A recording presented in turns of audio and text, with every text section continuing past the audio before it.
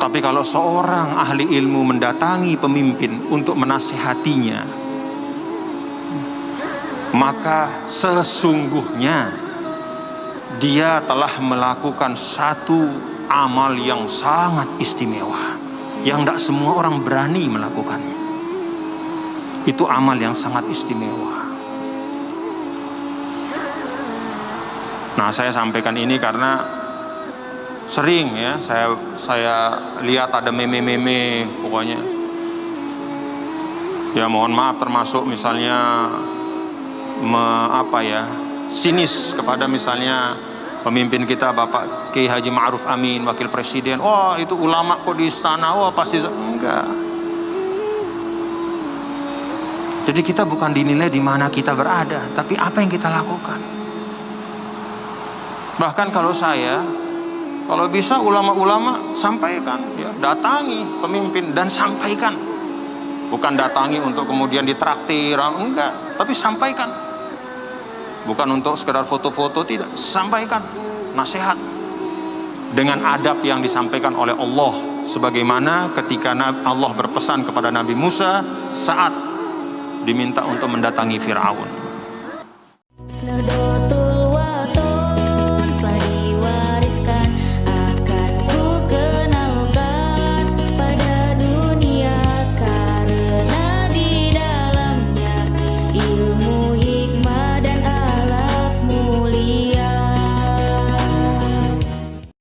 Bismillahirrahmanirrahim. Assalamualaikum warahmatullahi wabarakatuh.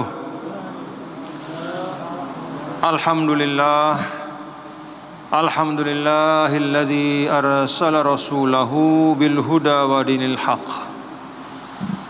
Asyhadu an la ilaha illallah wahdahu la syarika lah. Wa asyhadu anna sayyidana Muhammadan abduhu wa rasuluh. Allahumma salli ala hadzal nabiyil karim wa ala alihi wa ashabihi wa man tabi'a hudahu bi ihsanin ila yaumiddin. Amma ba'd. Qala Allah Ta'ala fi kitabihil karim, a'udzu billahi minasy syaithanir rajim. Bismillahirrahmanirrahim. Innal ladzina yaktumuna ma anzalna minal bayyinati wal huda min ba'di ma bayyanahu lin-nasi fil kitabi ulaika yal'anuhumullahu wa yal'anuhumul la'inun illa alladzina tabu wa aslahu wa bayyanu fa ulaika atubu 'alaihim wa anat tawwabur rahim.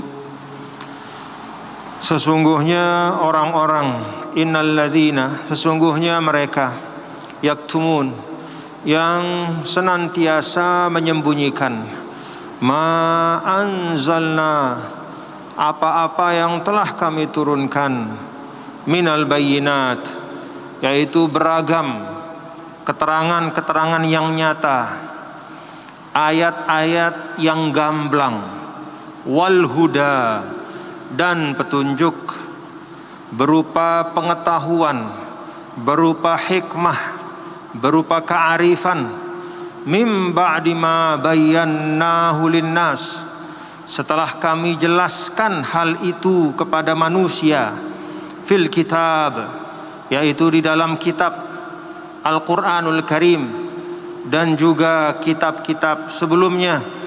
Ulaika yal'anuhumullah, mereka itu yang sifatnya seperti itu, yaitu yang menutupi, menyembunyikan apa yang telah dijelaskan oleh Allah.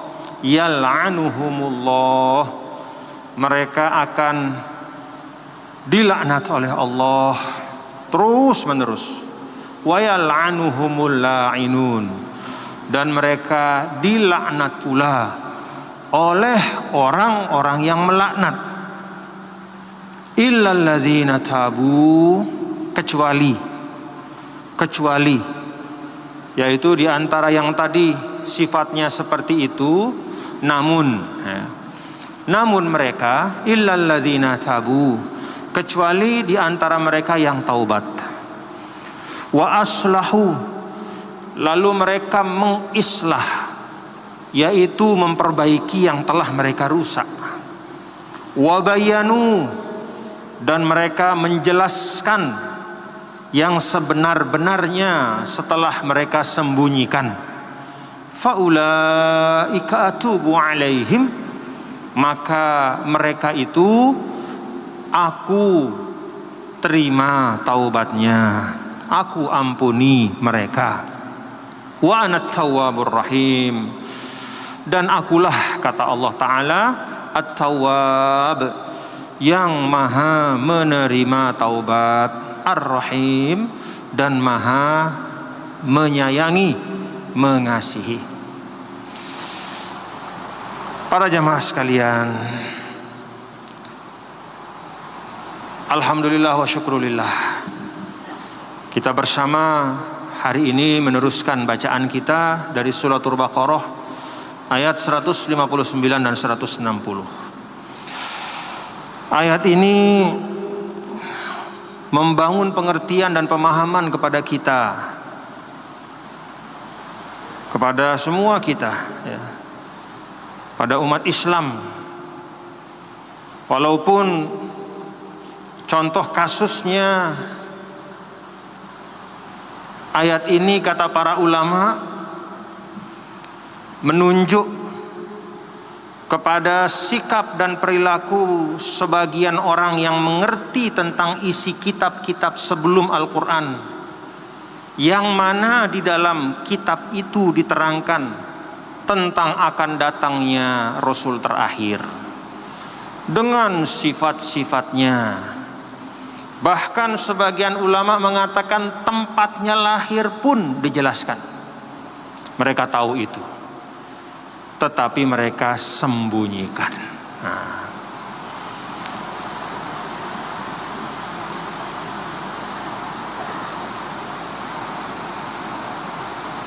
Ini terjadi pada masa Rasulullah Sallallahu Alaihi Wasallam, khususnya setelah beliau berhijrah dari Mekah ke Madinah. Kalau di Mekah itu hampir tidak ada, ya, ulama ahlul kitab. Yang ada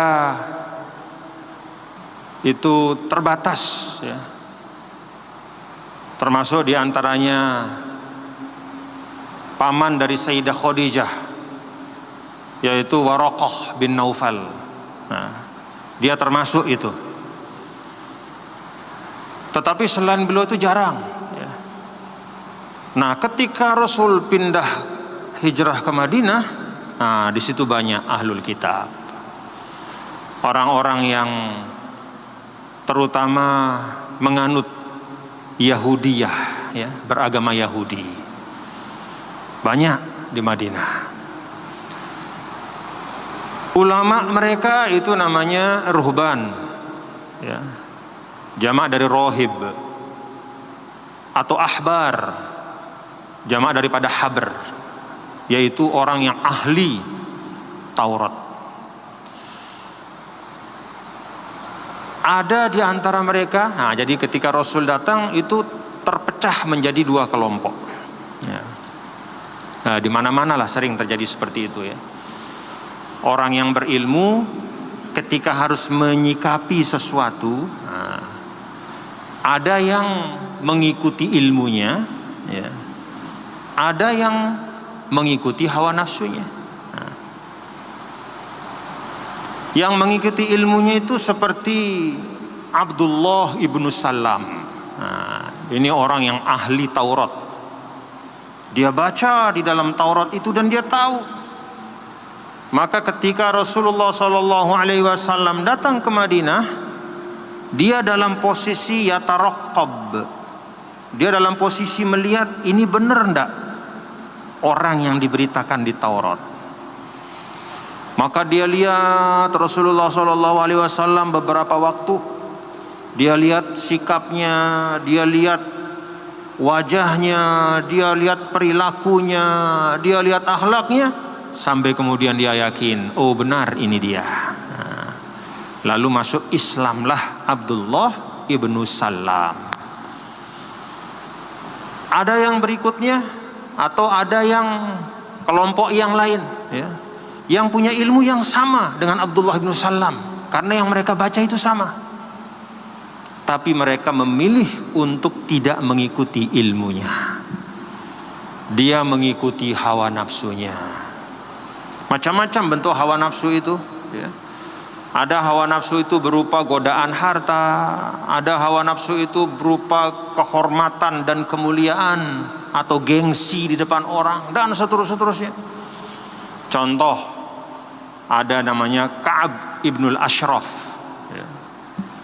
Ka'ab ibnul Ashraf ini sama ilmunya dengan Abdullah ibnu Salam, yang dia baca juga sama, tapi dia memilih jalan yang beda.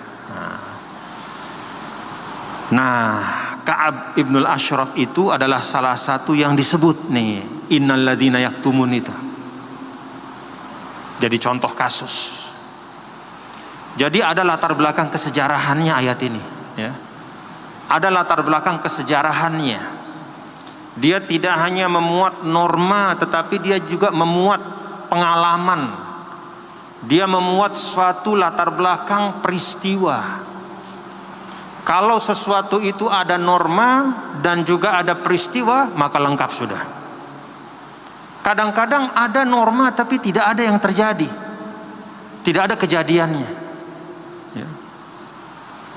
Ada juga ayat-ayat yang ada normanya, ya, tuntunannya, tapi tidak berdasarkan langsung peristiwa yang terjadi pada masa itu. Nah, kalau ini dia ada normanya dan ada peristiwanya. Siapa pelakunya? Salah satunya Ka'ab ibnul Ashraf.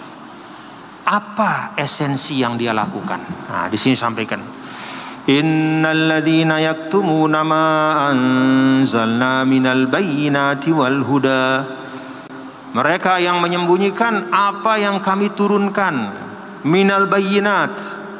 Kalau kata ulama, al bayyinat itu adalah al ayat, al hujaj, al wadihat, yaitu ayat-ayat yang ada di dalam Taurat dan juga dalam Al-Quran. Jadi ayat-ayat dalam kitab suci yang membawa kepada satu tuntunan, yang membawa kepada suatu makna, baik itu berupa maknanya perintah untuk dikerjakan, atau maknanya adalah larangan untuk ditinggalkan, atau merupakan kisah-kisah yang di dalamnya ada pelajaran.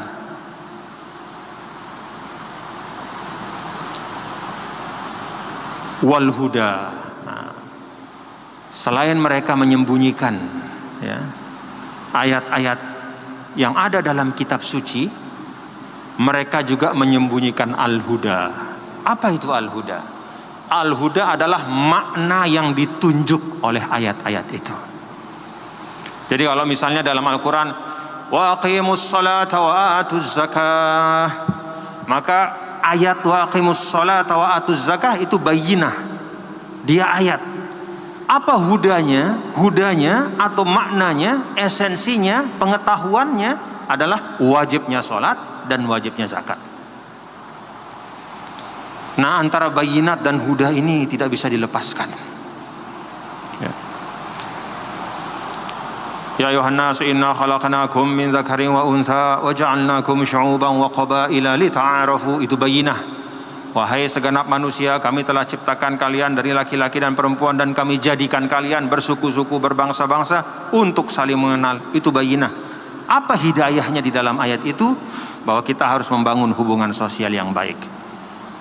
Kalau Allah mengatakan ta'arofu, jangan kita buang hidayah itu dan kita ganti dengan ta'aroku, berkelahi. Allah minta ta'aruf, bukan ta'aruk. Allah minta kita saling mengisi, bukan saling menghancurkan. Nah, itu bayyinat dan huda. Mereka, orang-orang ini, ya, mereka sembunyikan.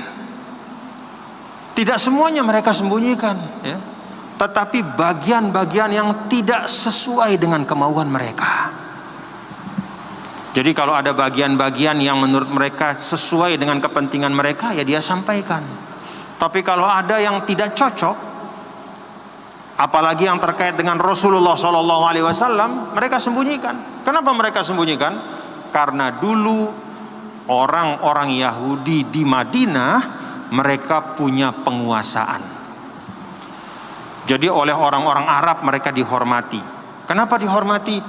Karena orang Arab merasa, oh itu ahlul kitab, orang pinter, kita ini orang biasa, kira-kira kayak gitu.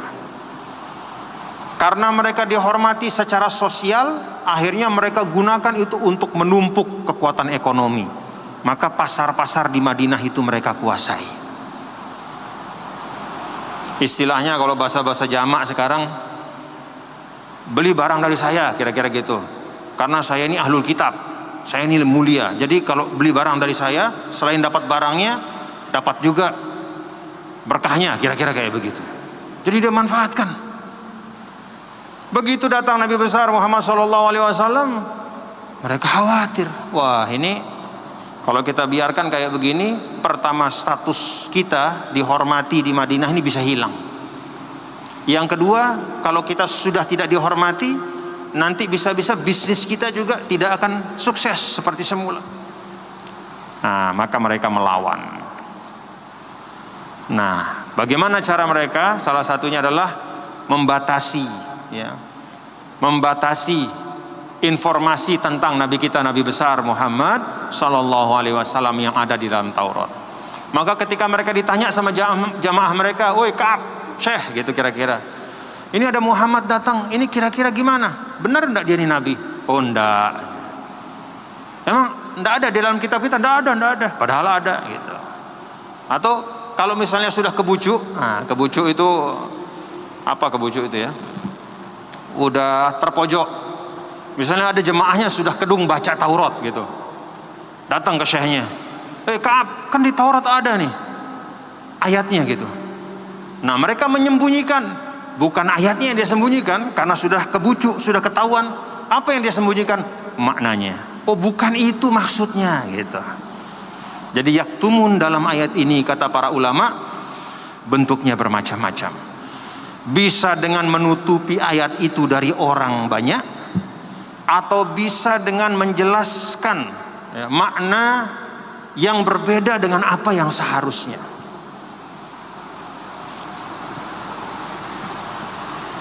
Bahkan kata para ulama, menyembunyikan itu termasuk juga dengan benar-benar menghapus dengan tangan mereka. Jadi ada sebagian Taurat yang beredar di Madinah itu memang dihapus, ditipek. Walaupun belum ada tipek zaman itu, pokoknya dihapus, dirobek, dibuang. Jadi menyembunyikan itu bisa jadi dengan membuang, itu yang paling apa namanya istilahnya ya, paling ekstrim ya. Atau yang kedua dia tidak buang, tapi dia sembunyikan, tidak mau diajarkan. Ayat 51 tiba-tiba loncat ayat 60. Kenapa kok nggak dibaca 52? Udah pokoknya ikut aja gitu. Karena di situ bicara tentang ciri-ciri baginda Rasul. Atau tadi juga bisa juga menyembunyikan dalam arti menyelewengkan makna dari ayat-ayat yang ada. Min ba'di ma bayyanahu lin-nasi fil kitab ulaika yal'anuhumullah wa yal'anuhumul la'inun. Mereka itulah yang dilaknat oleh Allah dan dilaknat oleh semua manusia yang melaknat. Kenapa perlu diulangi yal'anuhumullah wa yal'anuhumul la'inun? Karena ini memang dua hal yang beda. Jadi ini dua hal yang beda. Yal'anuhumullah artinya Allah melaknat, Allah menjauhkan mereka dari rahmat Allah. Jadi dengan perbuatan itu mereka semakin tenggelam dalam kesesatannya. Jadi semakin dia melakukan perbuatan yang buruk, semakin jauh dia dari rahmat Allah. Wa yal'anuhumul la'inun, dan dia akan dilaknat oleh manusia. Kata para ulama, di antara arti ayat ini adalah kelak di akhirat orang-orang yang dia tipu di dunia dulu. Ya, dia jadi guru, ada murid, muridnya dia tipu. Dia berikan informasi yang menyesatkan. Nanti murid-muridnya itu nanti akan minta pertanggungjawaban di akhirat. Nah, Bapak-bapak saudara, lalu apa pentingnya ayat ini untuk kita sekarang?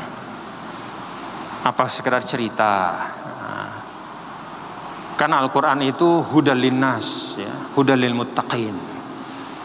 Kalau sekedar untuk kita baca lalu kita tahu sejarahnya, kan tidak maksimal untuk kehidupan kita. Maka para ulama mengatakan bahwa, para ulama mengatakan, ya, bahwa walaupun latar belakang ayat ini tentang orang-orang berilmu dari Yahudi yang menyembunyikan dan menyelewengkan kitab suci mereka, tetapi sesungguhnya ini juga berlaku untuk ulama-ulama dan orang berilmu yang ada di tengah-tengah umat Islam. Karena itu sebagian ulama mengatakan fil kitab di sini bukan hanya menyangkut Taurat Injil, tapi fil kitab Al-Quran. Yaitu ketika misalnya seorang dia katakanlah mengetahui tuntunan Al-Quran, dia tahu, dia hakul yakin tahu, karena dia punya cukup ilmu untuk itu. Tapi dengan sengaja dia sembunyikan, dengan sengaja dia tidak mau sampaikan, karena dia tahu itu bertentangan dengan kepentingan dia. Atau dengan sengaja dia menyelewengkan supaya cocok dengan apa yang dia mau. Hati-hati, bisa masuk di ayat ini. Hati-hati, bisa masuk di ayat ini.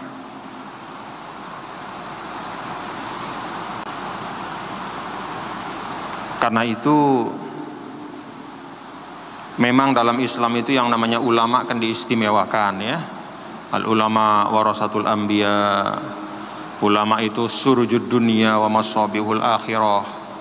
Mereka itu pelita di dunia dan penerang di akhirat. Tapi pada saat yang sama tanggung jawabnya juga berlipat ganda. Karena itu kalau kita masih setengah tahu, mendingan memang tidak usah kita ngomong. Kalau kita masih belum mengerti, ya, kita belum mengerti bayinat wal huda Al-Quran itu kayak apa, baru kita baca satu ayat lalu kita, oh ini dia, ini berarti ya, kita lupa Al-Quran punya 6.634 ayat. Sebagian ulama mengatakan 6.666 ayat. Kita baru baca satu ayat sudah merasa tahu. Hati-hati juga.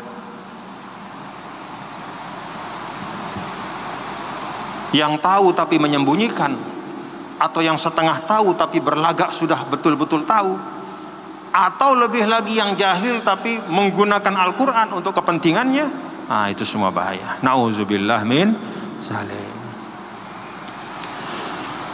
Jadi harus hati-hati, ya. Tanggung jawab, ya. Ilmu itu berbanding lurus dengan kemuliaan ahli ilmu. Sebagaimana ahli ilmu itu mulianya tidak main-main di depan Allah, sampai pun katanya kan ikan-ikan di lautan itu juga ikut istighfar untuk orang yang menuntut ilmu, ahli ilmu. Tapi sebaliknya tanggung jawabnya pun tidak main-main.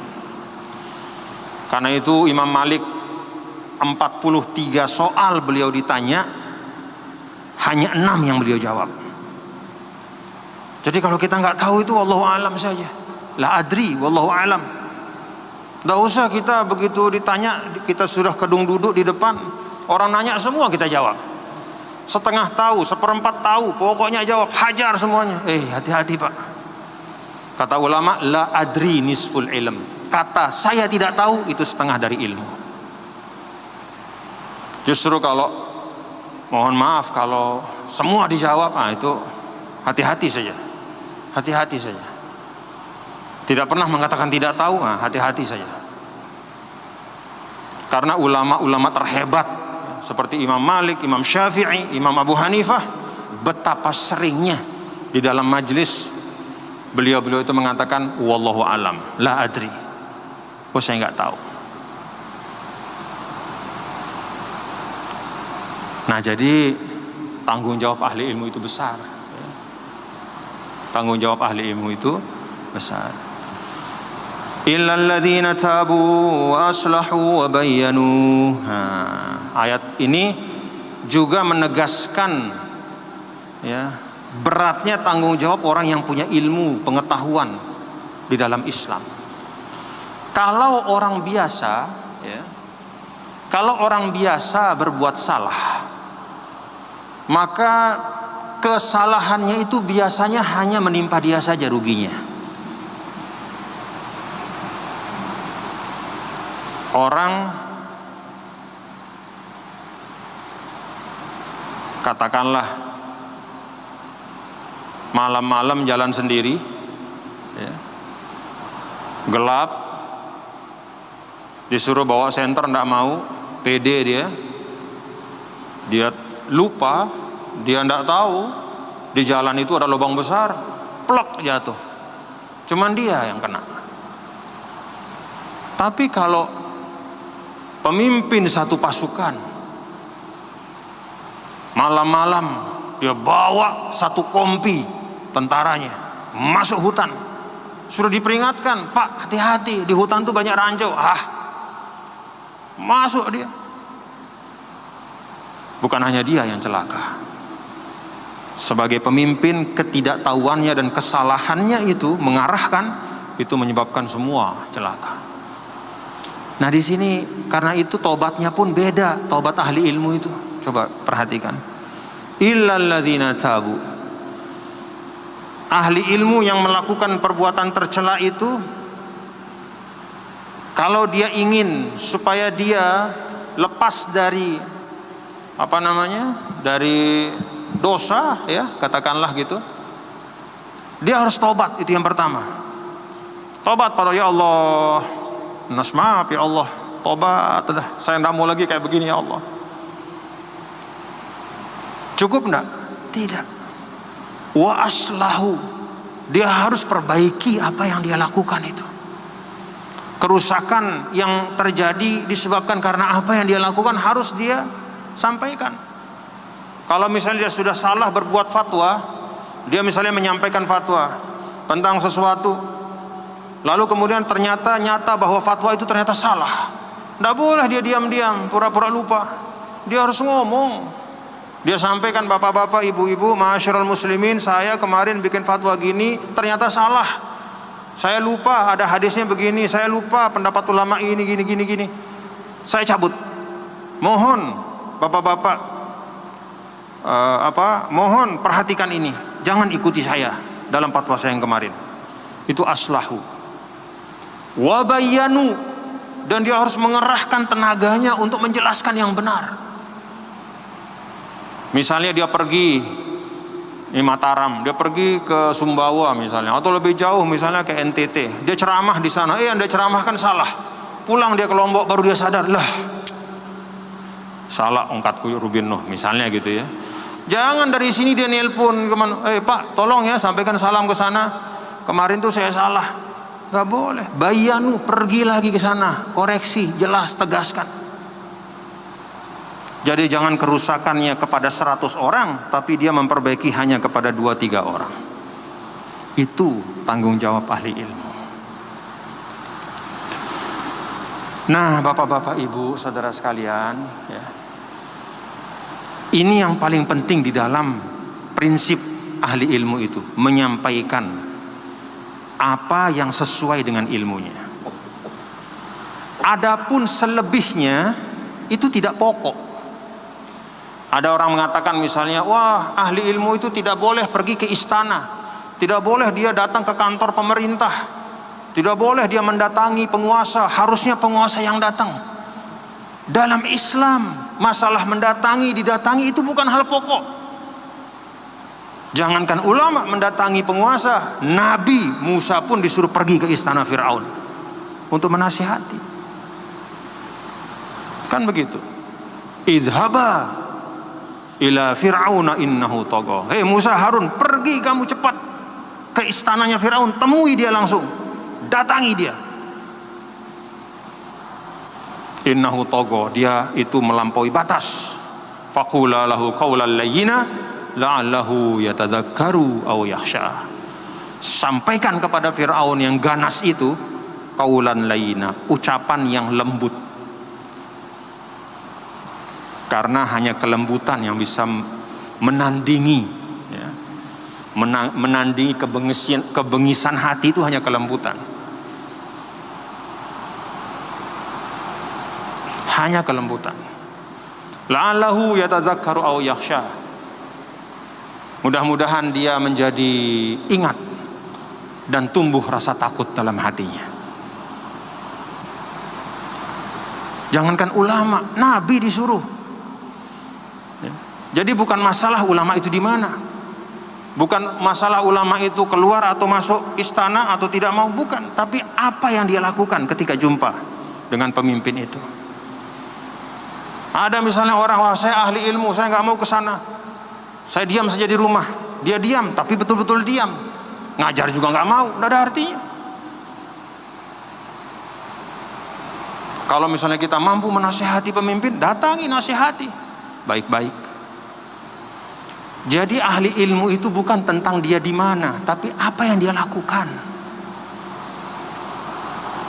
Bahkan dalam Islam itu sebagian dari ahli ilmu itu juga sekaligus adalah pemimpin. Banyak as-salatinul ulama itu banyak. Sultan-sultan yang pemimpin itu banyak. Makanya kita harus hati-hati, ya.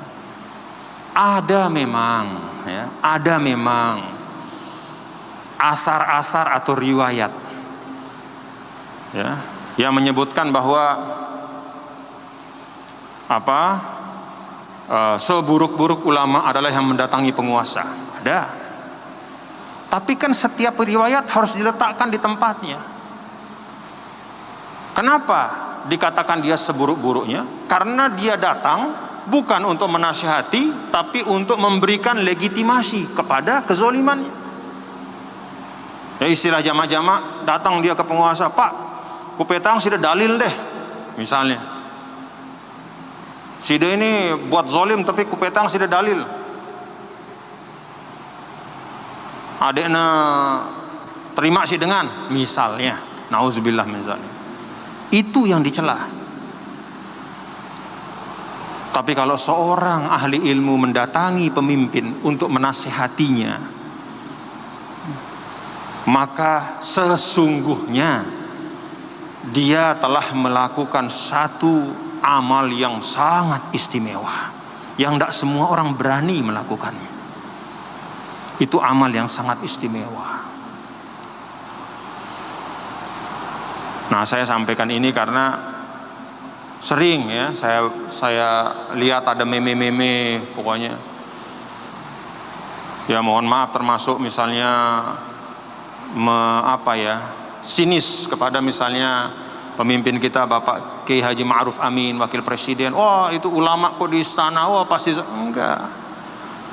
Yang namanya ulama itu bahkan bukan hanya ulama, manusia, bukan dinilai dari mana dia, di mana dia duduk, apa perannya, tapi apa yang dia lakukan. Sida tokoh di masjid doang, misal lagu tinduk di masjid, jauh lebih bagus. Orang yang berada di, katakanlah di istana, tapi dia terus menyampaikan dengan cara yang baik, jauh lebih bagus. Jadi kita bukan dinilai di mana kita berada, tapi apa yang kita lakukan. Bahkan kalau bisa ulama-ulama sampaikan, ya, datangi pemimpin dan sampaikan. Bukan datangi untuk kemudian ditraktir, enggak, tapi sampaikan. Bukan untuk sekedar foto-foto, tidak, sampaikan nasihat dengan adab yang disampaikan oleh Allah, sebagaimana ketika Allah berpesan kepada Nabi Musa saat diminta untuk mendatangi Firaun. Kita justru perlu orang-orang yang berilmu untuk mengisi ruang-ruang kehidupan, ruang-ruang sosial, entah itu ekonomi, politik, sosial, kemasyarakatan, semua, dengan harapan mereka bisa menjaga amanah ilmunya.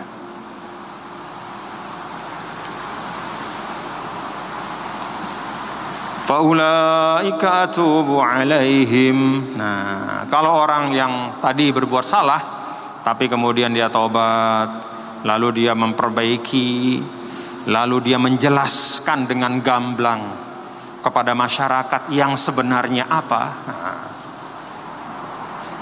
faulaika atubu alaihim, maka aku akan menerima taubatnya, kata Allah. Fa anat tawwabur rahim wa anat tawwabur rahim, aku adalah yang maha menerima taubat serta maha kasih sayang. Wallahu a'lam bishawab. Mudah-mudahan bacaan kita dalam 2 ayat ini Allah Ta'ala berkahi, jadikan sebagai ilmu untuk kita semua dan menjadi kafarah atas kesalahan kehilafan kita. Al-Fatihah. Bismillah. Alhamdulillah. Iyyaka na'budu wa iyyaka nasta'in. Shiratal mustaqim. Shiratal ladzina ghairil maghdubi 'alaihim. Subhanakallahumma wa bihamdika asyhadu an la ilaha illa anta astaghfiruka wa atubu ilaik. Allahumma waffiq wal hadi ila sabilir rasyad. Assalamualaikum warahmatullahi wabarakatuh. Waalaikumsalam warahmatullahi wabarakatuh. Jemaah rahimakumullah, demikianlah kajian kita pada siang hari ini. Marilah kita tutup dengan bersama-sama melafazkan alhamdulillah. Alhamdulillahirabbil alamin. Wassalamualaikum warahmatullahi wabarakatuh.